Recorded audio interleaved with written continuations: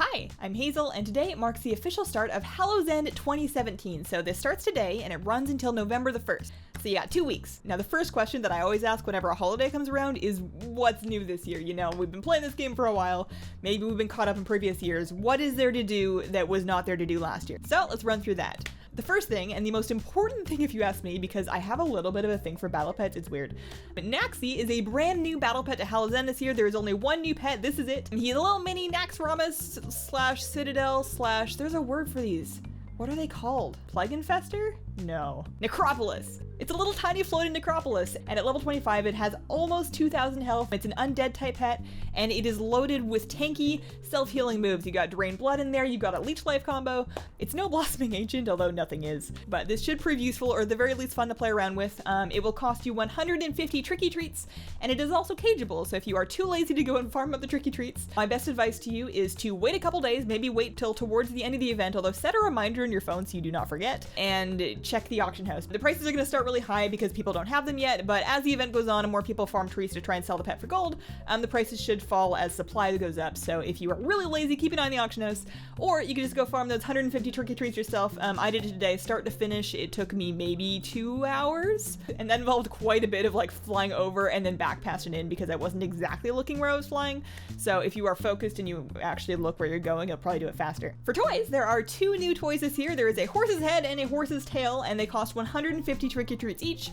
And basically what this does, if you did the Lunar Festival and you remember the dragon toys that had a dragon's head and middle and tail, this is basically the same thing except that there's no horse middle, there's like no horse tummy toy. I suppose that would have been weird. But yeah, you and a friend can team up and, you know, duel to figure out who has to be the horse butt, and then stand right next to each other with that toy and be a horse.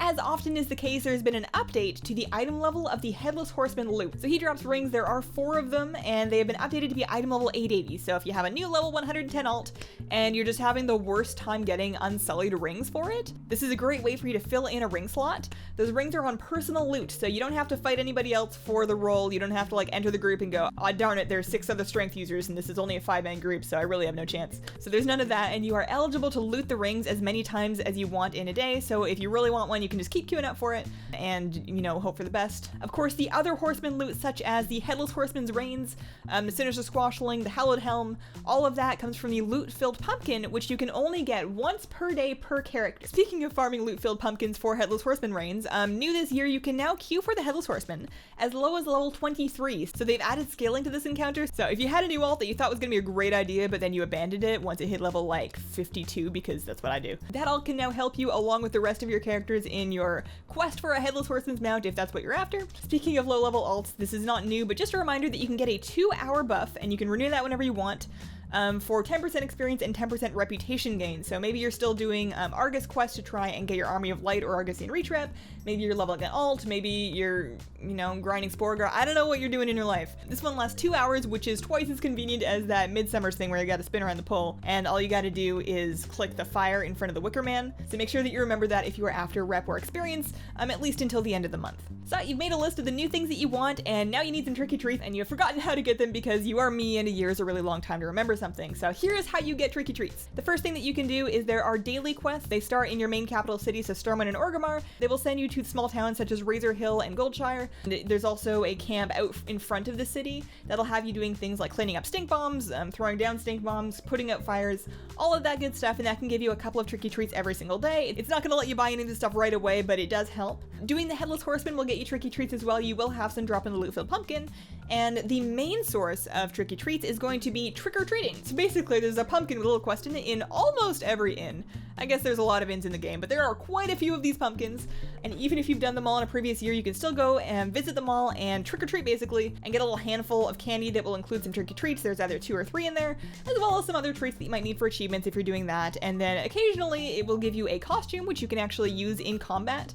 The costume will fall off when you mount up, but will come back as long as you don't click off the buff.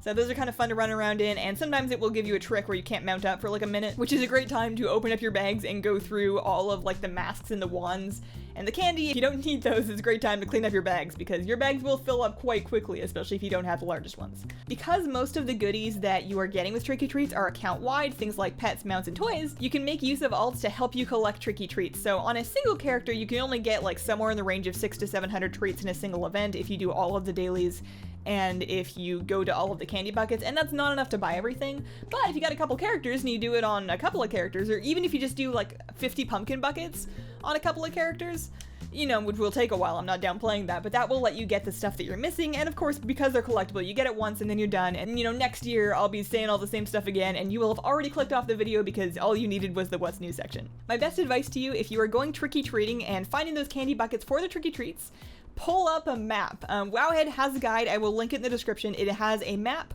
of the Eastern Kingdoms, you know, Kalimdor, Pandaria, Outland, Northrend, like all of these places of candy buckets, and it has a map with color-coded pins on it. You know, you can use this bucket as a horde or an alliance, or some of them are neutral, and that will help you plan a route to go and travel around and collect those without missing them. If you don't want to use an external website, you can also open up your achievements and look for the tricky trading achievements in-game. Even if you've already done it, that has a list of the towns and the inns that have pumpkin buckets in them, but it doesn't show you where they are on a map, and having a visual map is really handy, so I will put that link in the description. And then the other thing that I would recommend that you do during the holiday is make sure that you are all caught up, because they've been adding things, especially to Hallow's End specifically, they've been adding things incrementally over the years. There may very well be something that you've missed, so I'm gonna really quick run through all of the collectibles, the mounts, pets, and toys that are available from Hallow's End in total, and you can check your journals and see what you're missing. A really fast way to check your journal, actually, is if you open up your pet or your toy or your mount journal and you just type Hallow for Hallow's End, it will pull up all of the related pets and mounts and toys for the event, and then you can see really quickly what you're missing there, but we're gonna run through them all anyways.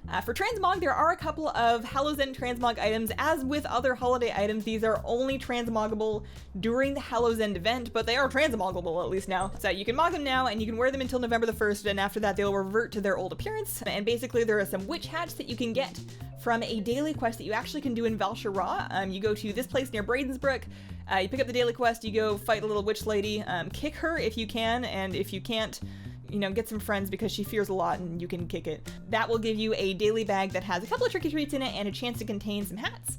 And of course, if you want to wear a pumpkin on your head, there's the Hallowed Helm from the loot-filled pumpkin for the Headless Horseman thing, and you can wear that until November 1st if you just really hate your face and you want to stick a pumpkin on it for a while. For mounts, there is just one mount, and it is of course the Headless Horseman's Reins. You can see this really cool looking horse with like the green feet. I almost called them paws. They're not paws. Horses don't have paws. They have hooves. And that does drop from the loot-filled pumpkin. It is a low drop chance, so if you don't have that mount and you want it, your best chance is to assemble all of your alts and run that Headless Horseman's encounter once per day per character, opening those loot-filled pumpkins and hoping for the best. The thing that I really like about this mount is that it has the same, there's a couple mounts that do this, but it has the same animation for running on the ground as it does in the air. Like, it doesn't sprout wings, it's actually just a running horse through the air, and something about that is just really spooky to me, and I really like it. So that's the Headless Horseman's mount. There are 3 notable toys. There is the little wicker man, which is a little fire you can put down. It's like a little cooking fire that you can cook on, for 150 tricky treats that gives you a little tiny wicker man. There is the sack of spectral spiders that lets you throw spectral spiders, and that drops from a spider boss that will appear in a Draenor garrison that has been decorated with the critters thing. It's been a while since I've done the Draenor decoration thing, but basically it does not have to be your garrison. You can use the group finder to try and find somebody who has that decoration and has generously, you know, opened their doors to people looking for the pet. So in the critter decorated Draenor garrison, there is a spider boss that you can kill once per day for a chance at the sack of spectral spiders pet, which is a lot of S's to say. And then the third toy is the Coin of Many Faces, and this one, if you do not have, I would strongly encourage you to go get because it's so fun. This is my favorite raid night toy. Basically what it does is it gives you, for 1 hour, the appearance of a random NPC in the game. So you can become a different race, you're going to be wearing a strange outfit, and it does not drop on combat, and I'm pretty sure it does not drop on death either. For an hour of your raid night, raid as a whatever it gives you. It's random, so that's always fun. A bunch of people in my guild like to use that, including myself. And if you don't have one, now is your chance. You get that from killing mobs on this island in Shadowmoon Valley. They have a low but not super low chance to drop the thing, and that is available as long as the event is available. For battle pets, there are a total of 9 battle pets, including Naxxy, which means 8 that were already available. And again, you can find out which ones you're missing by opening up your journal and typing Hallow. But let's take a look at what they are and how to get them. The Sinister Squashling is a cageable pet that you can find on the auction house, and this is a drop, a fairly common drop from the loot-filled pumpkin. These things get very cheap, and you will probably find one if you are farming that loot-filled pumpkin for something like the Horseman's Reins. So if you don't already have that, make sure you pick one up. The Creepy Crate is from the Creepy Crate quest line, and this is not queuable. So if you don't have a creepy crate, you should go do that quest line. It starts in Stormwind and Orgrimmar, and basically it's just a cute little story. It does not take you very long, has you running around talking to people, finding out what happened. And the creepy crate pet, in addition to having some useful moves, will occasionally eat nearby critters, which is kind of fun. There are 3 kitties, and they are all available to purchase for 150 tricky treats each, and they are all queuable. So the Feline Familiar, Cursed Vermin, and Widget the Departed are all available on the pet vendor for 150 tricky treats each, or of course you can buy it on the auction house. And again, the prices of those are going to be a little bit high right now, but they will probably fall towards the end of the event if you are missing any of the kitties. All 3 of those are useful pets that I have used in strategies at some point or another, so if you're missing any of those, I would recommend picking it up. And then the last 3 pets are the Spectral Spinner, Ghost Maggot, and Ghastly Rat, and those can be had as wild encounters in that same Draenor garrison that we got the spider thing from. You will find those just running around as wild pets, so again, if you never did the garrison thing, your best bet is to go to the group finder, find somebody who has opened their gates, and then just go catch one of those pets. Don't worry too much about getting the perfect one. You can use upgrade stones later. And if you would like to unlock those decorations for your own garrison and become a source of those things for other people, you do some daily quests in exchange for spooky supplies at your garrison, and then you can trade those for the decorations, which are then a permanent toggleable features. You can turn them on, you can turn them off, you can have them on in conjunction with other decorations, which is pretty funny.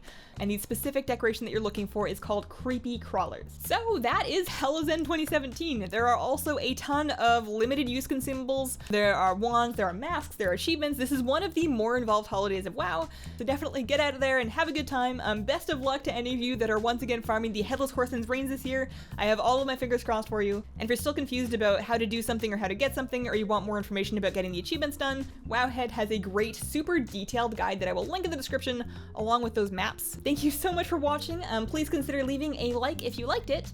Subscribe if you would like to see more videos from me, and have a wonderful, wonderful day. Bye!